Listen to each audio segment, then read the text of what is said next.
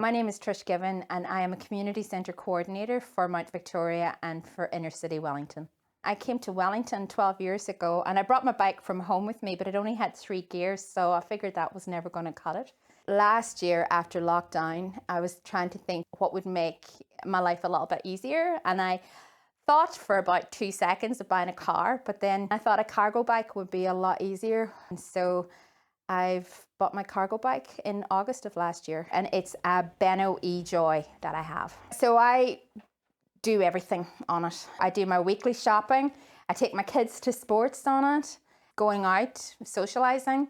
I helped a friend to move house recently with it too, so we piled it up with all his bedroom furniture and, household goods. I run a lot of workshops so I can put all my gear on the bike. I do a lot of community dinners, and I have these massive big saucepans that I cook the dinners in, and I piled up all the food on the back of the trailer and brought it to the venue from the kitchen that we were working in, and it was just so easy. I thought, right, nothing's a challenge anymore, and I'm always up for trying to figure out what the next thing I can possibly carry on my bike and on the trailer might be.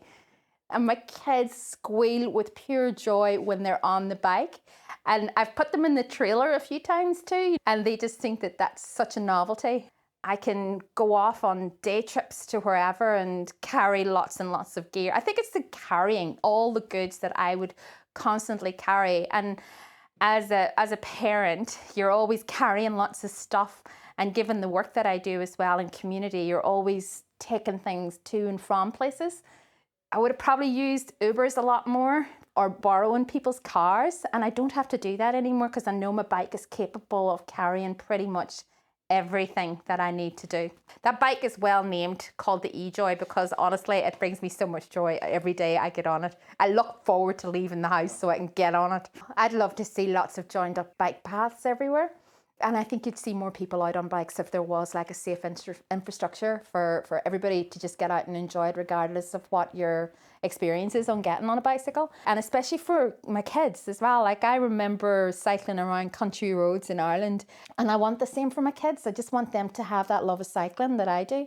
Once you make that change or make that choice, I don't think there's anything that you'll regret about it. It's just the freedom that it allows you as well is just really awesome. Just give it a go. Even come out on a ride with me. I remember when I went in to buy it, and I love green.